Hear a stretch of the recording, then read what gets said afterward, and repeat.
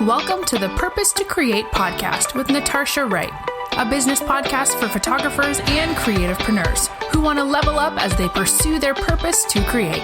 Lean in as we connect, inspire, and impact you as you build and grow your business.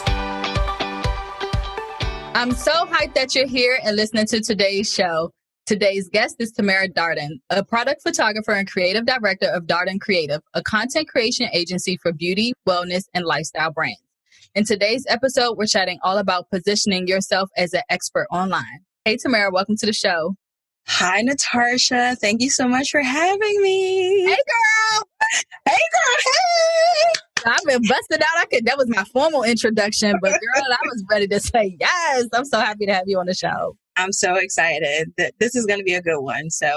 Oh, I'm so excited. Okay, before we jump in about positioning ourselves online as an expert, tell us a little bit about your journey into entrepreneurship. Yeah, it started 2014, believe it or not. Prior to that, I was working at Macy's doing product development for our boys' private brand division. I was there for 6 years and something was just pulling at me that this was just not where my journey was going to end. And the opportunity, although unorthodox, presented itself and I left. And for about a year and a half after that, I did some wardrobe styling, did some traveling, and I realized that wardrobe styling just was not for me for various reasons. But the main reason was that I was chasing my checks. Like I was really getting frustrated with having to do all this work and having to wait net 30, net 60, in my case, 6 months for $1,000 check. And I knew that going back to a traditional 9 to 5 was just not in the plans. And I knew I still wanted to be creative. I love the idea of putting shoots together, the planning part of it, just connecting with other creatives. And I decided to transition into product styling. I still love the styling, just on a smaller scale. And the first 6 months, I was offering the service for free. So I would approach these brands or these brands at local markets in New York and just say, hey, I used to do wardrobe styling. Here's my portfolio for that. I would love to provide product styling for you for free. Just give me free creative agency. If you like the photos, I just ask for you to provide a credit on Instagram. Mm-hmm. If you don't like it, no harm, no foul because you didn't pay. Right. And they were posting the photos on Instagram. And then I said, I think I'm onto something here. And I started offering it as a paid service. And at the same time, I could no longer afford my photographer at the time. And so I said to him, well, I really think this is a really sound idea. This is now like 2016. I'm like, I really think this is a really good idea. I don't just want to end this just because of a lack of resources, i.e. money. And he said, well, you have an iPhone. Use your iPhone. And I used my iPhone for like the next 18 months. Oh, wow. And was securing like Macy's, Eden Bodyworks. I did prop styling for Harper's Bazaar Digital, and I made $10,000 in the first 6 months. So for me, that was like, I think I'm onto something. Like, this is it. And so now here we are 3 years later. Oh my God, I have so many questions. Oh, well, what kind of phone were you using? It was an iPhone. And, girl, it had to have been a 5S or a 6S. It was around the time where like the S's were starting to pop up. So, and people were just amazed at the quality of the camera at the time. So it had to have been a 5S or a 6S. And the reason why I started using my iPhone was there was a client that I was working with at the time. and we needed to reshoot something. And I couldn't get access to my photographer, and I used my iPhone. I used, the natural daylight coming out of my window, studio apartment in New York. And I showed the picture to the client, and she was like, "Oh, this looks great. I love it." And so after she said she loved it, I asked her, I said, "Hey, do you think I shot this with a camera or with an iPhone?" And she was like, "Oh, this was shot with a digital camera, right?" And I said, "No, I shot it with my iPhone." She was like, "I don't think you need your photographer anymore." That was kind of the aha moment. And so I just used my iPhone for the next 18 months. I didn't buy a professional camera until 2017. So a year and a half later. Talk about using what you have in your hands. Mm-hmm. Yeah. I believed in the idea so much, and I was getting confirmation from not only my peers, but from the clients that I was working with, that I wanted to entertain it and see how far I could go. And I didn't want to use, lack of resources to stop me. Right. And so I'm happy that I didn't. I'm happy you didn't either. Look how you've taken, your iPhone, turned it into, I want to say multiple six-figure stream incomes and things of that nature. So you used what you had in your hand to get it done, and you didn't make any excuses. Yeah, that kind of was the big thing, is not making an excuse. Like, there was no other option. Like, there was no plan B at the time. Like, it was just like, this has to work. And of course, I had other part-time jobs to help supplement income, because when you're first starting out, no one knows who you are. So, they're not going to take a chance on you. But, thankfully, I crossed paths with some really amazing individuals like Genevieve, who was working at Factory PR, who gave me the Macy's opportunity, and Y. Lori, who I connected with on Twitter years ago, who, does marketing for even Bodyworks. And so, those two individuals just really laid the foundation for my business. And how did you edit these images? So I know you took them on your phone, but did you edit in Photoshop or Lightroom or anything, or on your phone? Girl, on my phone. I was so intimidated by Lightroom and Photoshop at the time. Mm-hmm. So I used Snapseed to remove objects. And I used, what was the popular app at the time? Visco, and then a Color Story eventually. So I use mobile editing apps. Yeah. Wow. I need to do a challenge or something. I need to challenge myself to shoot with my iPhone and turn this into a multiple six-figure. Listen, it's possible, sis. It's possible. Oh my God. And we'll talk some more. We can challenge together. Yes. I know, right? Like, challenge.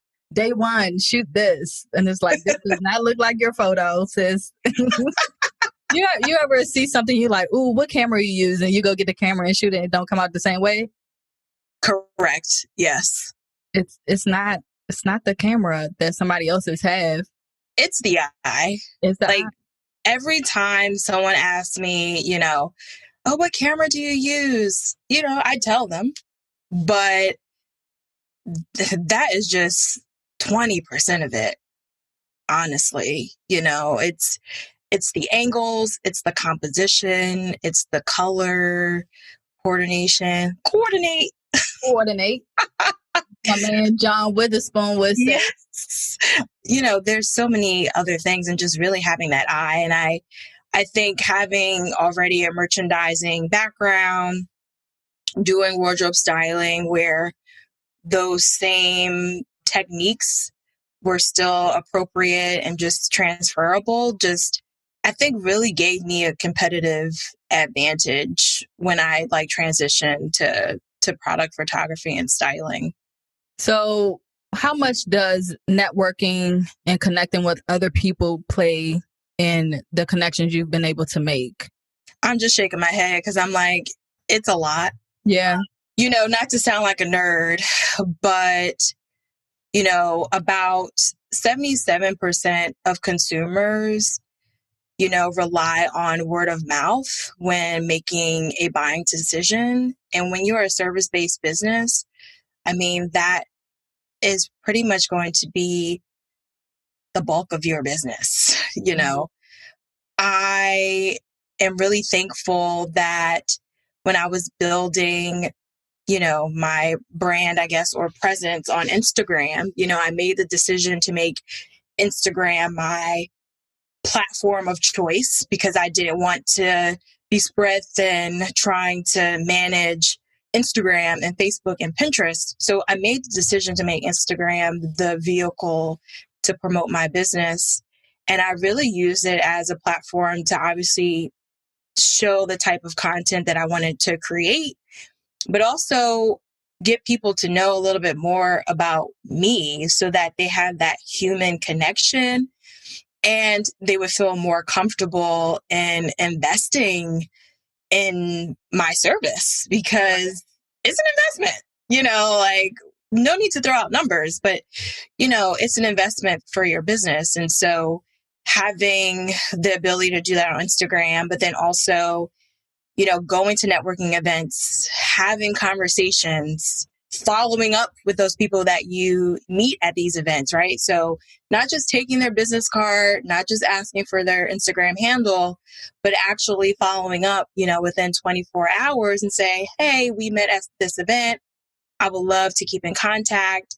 I know I shared a little bit about what I do, but here's just a little bit more information so you can learn just a little bit more about what I do, who I work for, etc. That has been huge. And I would say if I had to look at my current mix of new versus repeat customers, I would say probably 30% are repeat customers.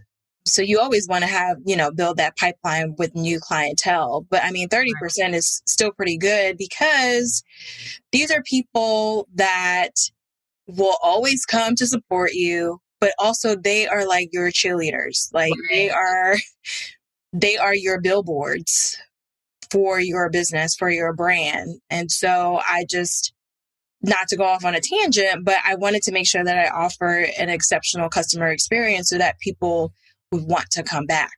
And so to just bring this back around, networking is so important. You can't use the excuse that you're an introvert and that's why you don't network.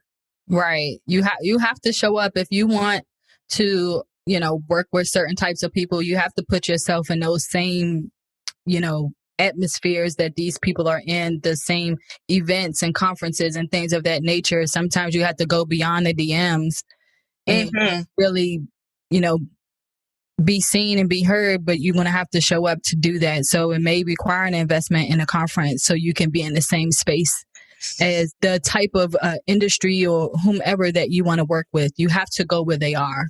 Yeah, you have to pay to play. A lot of people don't like to hear that, but there's something that I believe my leak said maybe a year or so ago where she said, going to certain events allows you to have, what did she say? Accelerated collisions, I believe, where it's maybe if you were to do some organic networking or outreach, maybe the ideal or your dream client, if you do it the organic way, may take you a year or so to reach that person. But maybe there's an event happening in 3 months that's going to give you the opportunity to literally be in front of that person.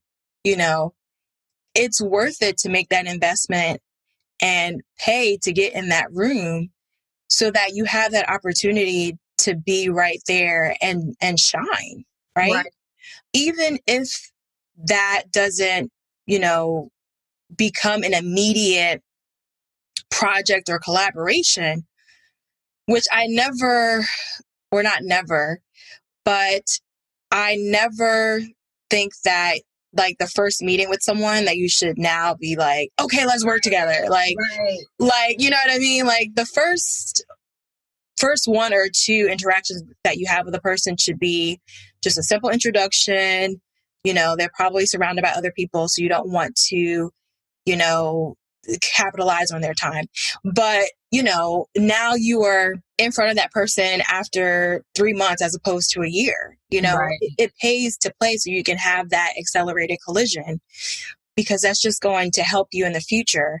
You now have someone in your network that even if they don't work with you, they may know someone in their network who can recommend you or refer you. So that is just something that you have to keep in mind when you are considering which events to go to, which events you want to invest in monetarily, because there's always a way of looking at it, half glass full as opposed to empty.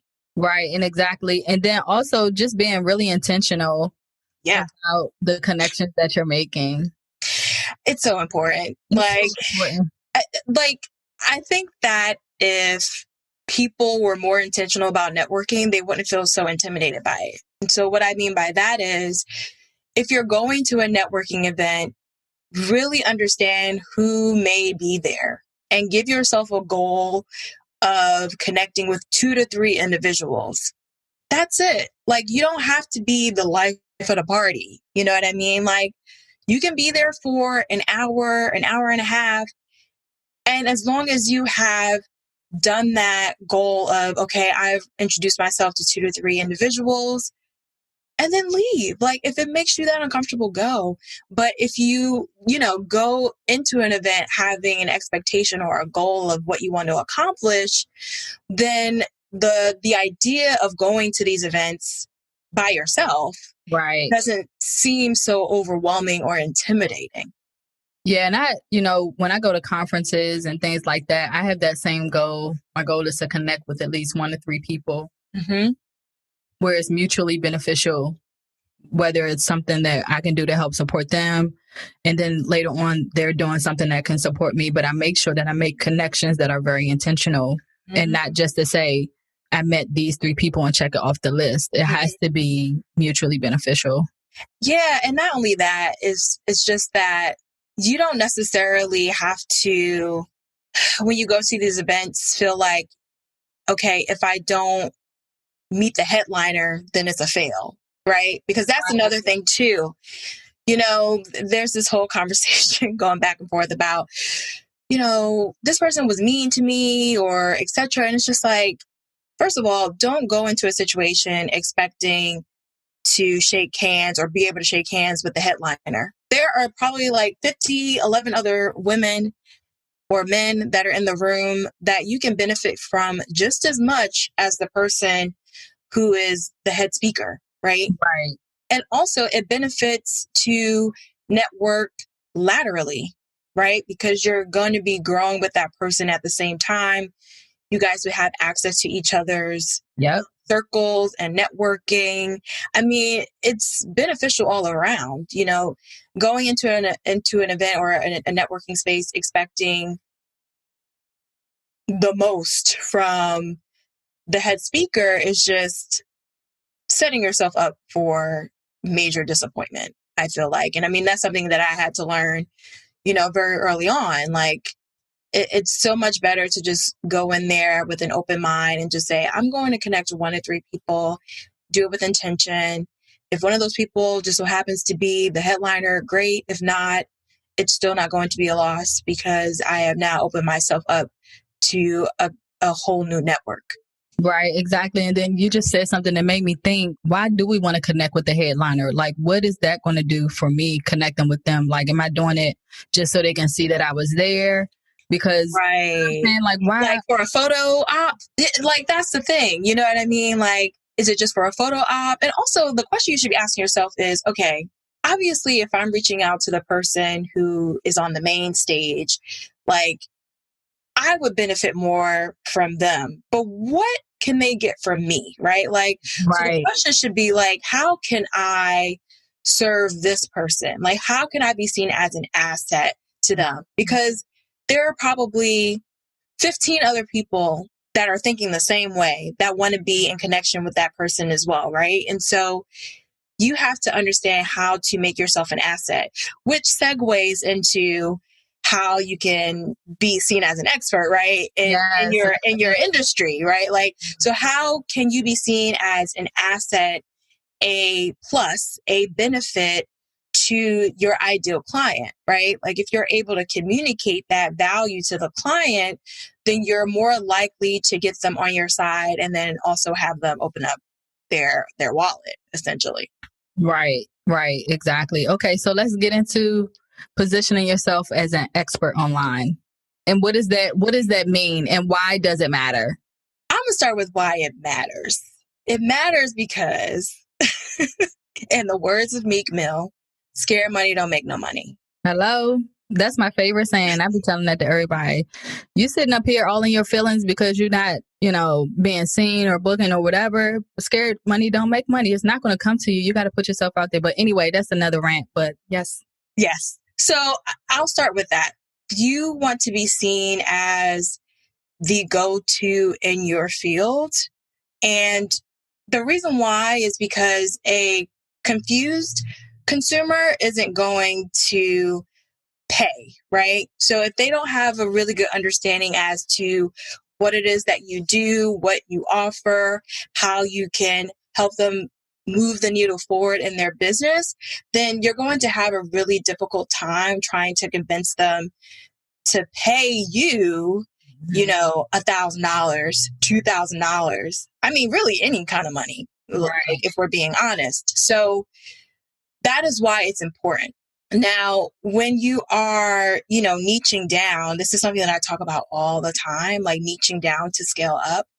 When you narrow down on a specific target audience or a consumer, it allows you to be seen as the expert. It increases your credibility. It also increases your trust. It also allows you the opportunity to master the industry that you're in, right? So it allows you to improve and get better. And as you are consistently sharing that message, your audience also is on that journey with you.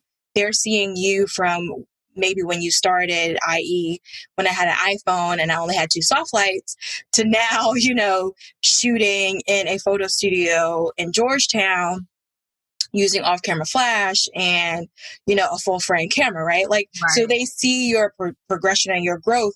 That gives them more trust and validates you as the expert. And so that is something that you want to aspire to. It has nothing to do with followers, which I'm sure is coming up, but it has nothing to do with followers. It has nothing to do with how many mentions. It's really about the consistency in your messaging so that people have an idea of what you do and that they then invest in you and pay you for that service. Right. And I want to add to that too, because when you position yourself as an expert online and you narrow down your niche, I never know how to say it, but niche, when you narrow it down, I think you're right. I don't know. I mean, I say niche, but I mean target audience for all those out there. It's riches and niches. It's riches and niches. Total sidebar. That's how I kind of remember how to say niches. If it's a riches and niches or riches and niches, who knows? But anyways, what I'm trying to say is when you position yourself and narrow down your niche, it also increases your visibility too. Yes, it does. Because it helps you to stand above the noise. 100%. When I first started, I was offering a whole lot more. So I was offering social media management, website design, product photography, a little bit of branding photography. And there were some things that I knew I wasn't going to do, like wedding photography. Like I just didn't want to stand up for that long. Baby photography, scary. Event photography, I didn't know how to use off-camera flash yet. So I knew there were some things that I didn't want to do, but I felt like, I can make more money if I offer more things, right? Okay. Like that was the belief. Like, if I'm seen as a valuable asset in all of these things, then people will want to buy from me. And what I realized really, really quickly is that it was the complete opposite. Like people were confused. They were like, well, do you offer social media management? and product photography? Do you offer websites? Like, people weren't necessarily 100% sure as to what it is that I offered. And when I really made the decision to say, I'm only offering product photography and styling, I'm no longer offering social media management, that is when I was able to get more clarity, but also my audience, they got more clarity too, because now they can see that I was building myself as an expert on this platform and recommending me to other individuals that needed that service, as opposed to being like, Tamera, she does all these things, but I think she does this. But, here's her email address. Just ask her. You know what I mean? Right. Exactly. I mean, wow. That whole segment right there is so powerful because a lot of times we're afraid to narrow down our offers. Yeah. And it's so mind blowing because, like you said, I too started out that way. I was doing all the things. I was doing fashion shows. I was doing baby. I was doing family. I was doing maternity. I was doing newborn. I was doing all the things.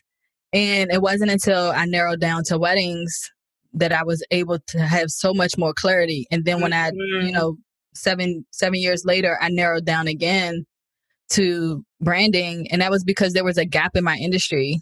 And so it's really, to add to all of this is to really identifying the gaps. Where are the gaps in your industry? Yeah, 100%. And, that was the main reason why I started product styling and photography, was because, Instagram was beginning to become this thing. It was still chronological too.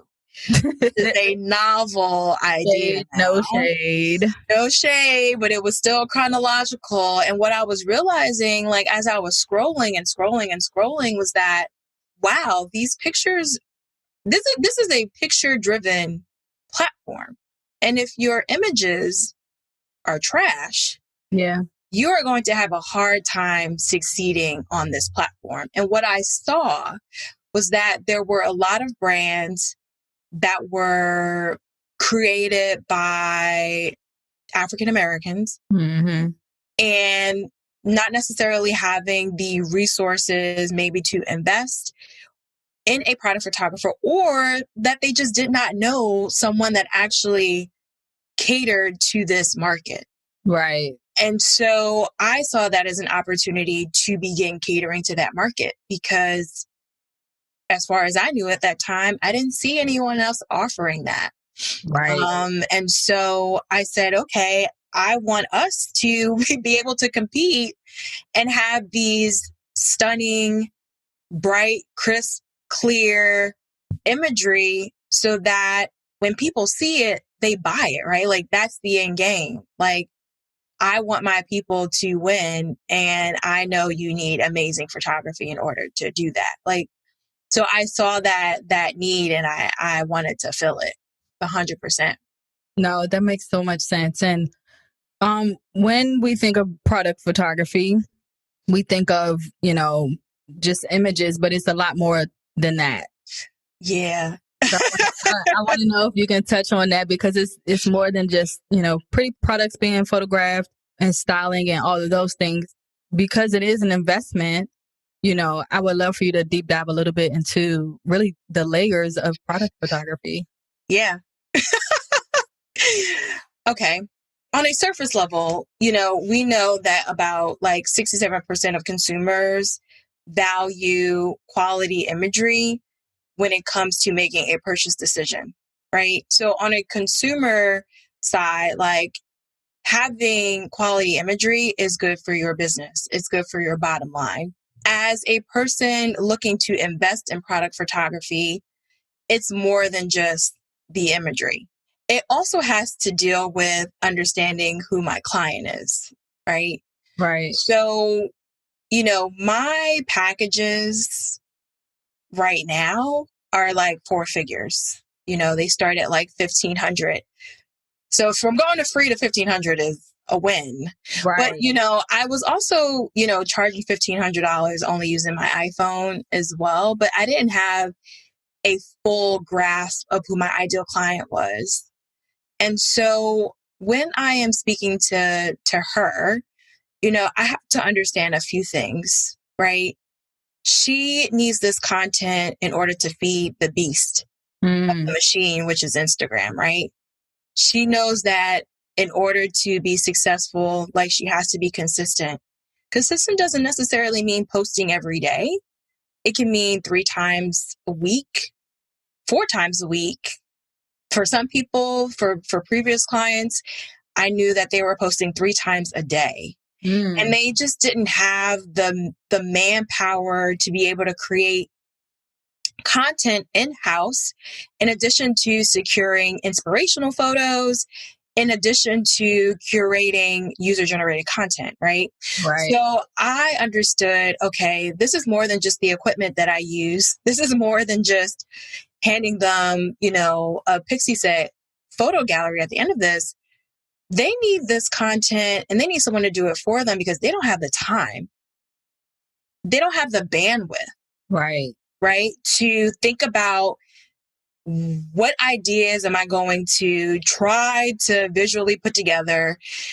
Am I going to go to Marshall's? Am I going to go to Target, for those who don't know, to secure these props? Okay, how am I going to put these together in a photo?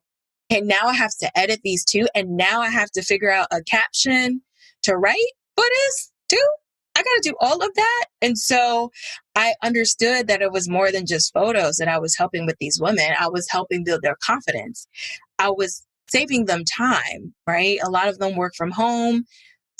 Some of my clients have children. So you're spread thin, right? Another thing is maybe they're at a point in their business where they're ready to scale and they want to focus on the operational part of their business. That means that their time is again limited. And so I knew that I had to speak more so to that, like the time that they would get back, the confidence in actually promoting their business, understanding that they're competing with other luxury brands in order to get them to understand that it's more than just photos. And not even speaking about the workload. I mean, on average, I take about 10 to 15 hours, depending on the size of the project. That's 10 to 15 hours that probably as a business owner can go towards, pitching to a store to get your product in the store. Right. Or, a podcast interview or spending that time with your children. Or for some of my clients, they're moonlighting with their full-time job. Right. So the last thing you want to do is come home at 9:00 and try to figure out, okay, how am I going to lay this out and make it a beautiful photo, Right. And I want to highlight all of this because this is one of the keys to really positioning yourself as an expert online is really knowing who your ideal client is. Yeah. I would not have been able to see double increases in my income year over year if I didn't know who she was. Did you always know who she was? I knew, I had an idea, but no. Like I knew she needed photos, but to say she needs photos because she doesn't have time to do it herself, or, she doesn't feel confident in her photography, or she's looking to scale and she knows she needs imagery for her shot list. Right. Like that just came over time from just working with my clients and just really paying attention to what they were saying. Hey, listen, and say that again. It's really listening. I was speaking about this the other day, but knowing what your clients want from you, because they're going to tell you what they want from you. Oh yeah, they're going to tell you what they want and what they don't want. And we get afraid to ask the questions because we're afraid to hear what they don't want. But honestly, that is where you get the most insight and clarity so that you can move forward. I mean, I remember I felt like I was at like an impasse at one point with my packages. And one of my clients, she was a repeat client, but she said, I love your work. You're organized. I know exactly what to expect from you. I always feel confident, but I just feel like I'm not getting enough imagery. And so for me, that was like, okay, maybe I can adjust these packages so that I can provide more value. And then I was able to figure it out. But that was insight that I would not have been able to get if I didn't ask the question, right? Like, and that's okay. Right. We have to be comfortable with hearing the not nice things. And I'm all for constructive criticism, not bashing. So there's a difference, but it's okay to get that insight.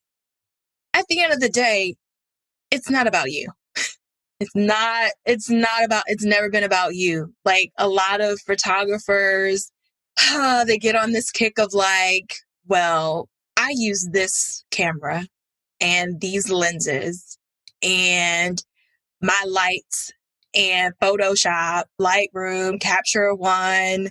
And it's like, the client doesn't give a shit about that. They want to know, can you execute this for me? And can you do it in a timely manner? That's all they care about. Very cut and dry.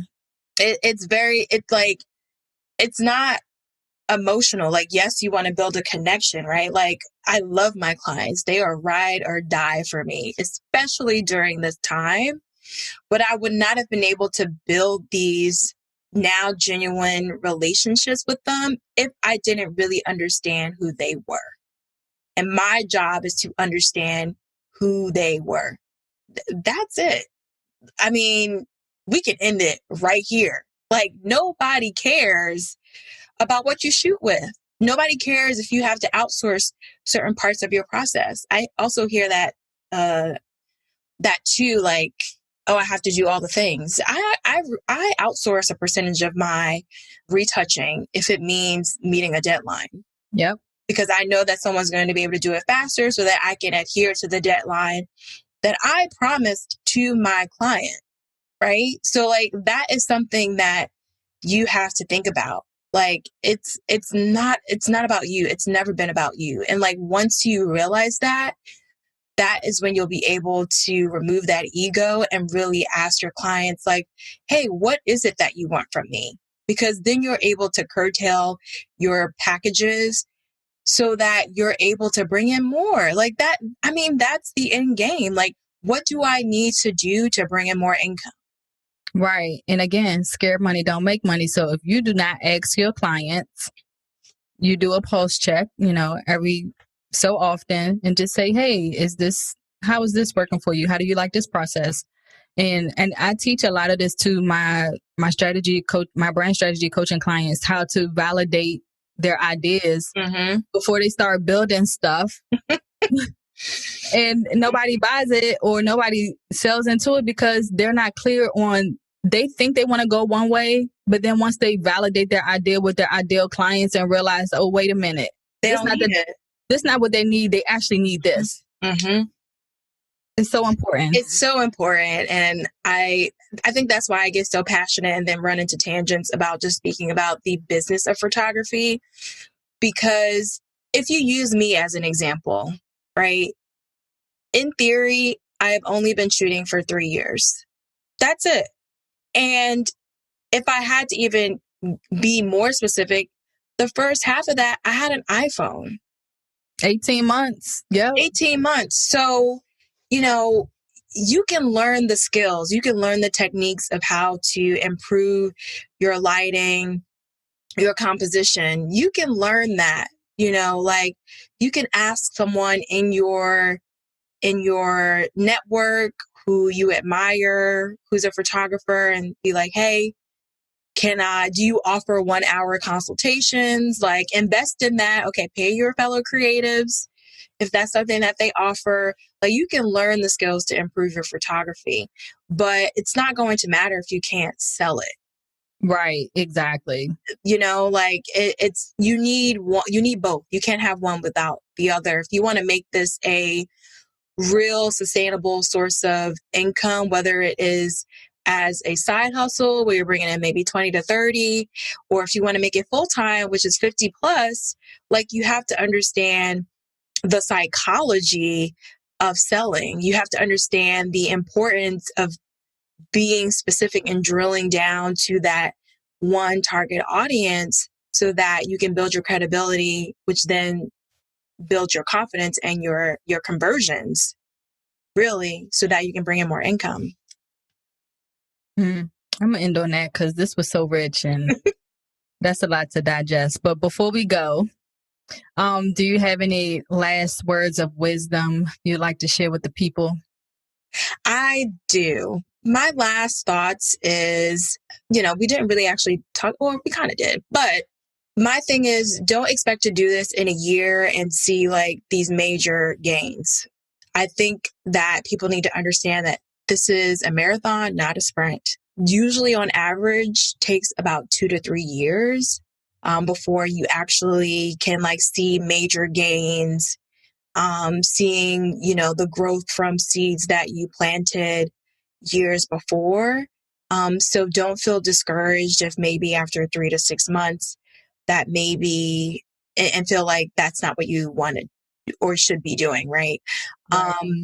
Being consistent is so important. Like consistently share what it is that you do. Do not be afraid. Like you are your own venture capitalist, right? Especially if you are a solopreneur in this game, the income that you bring in is essentially what you use to reinvest in your business. So you can't really do that if you're not consistent. So you have to keep sharing that message and understand, as I said, this is a marathon, not a sprint. So just keep pushing. Thanks, sis, for coming through. I appreciate you. How can we keep in touch with you online? Yes. So I am always on the gram, y'all. So you can find me on IG. It's Tamera.Darden. I'm going to spell out Tamera. It's Tamera.Darden.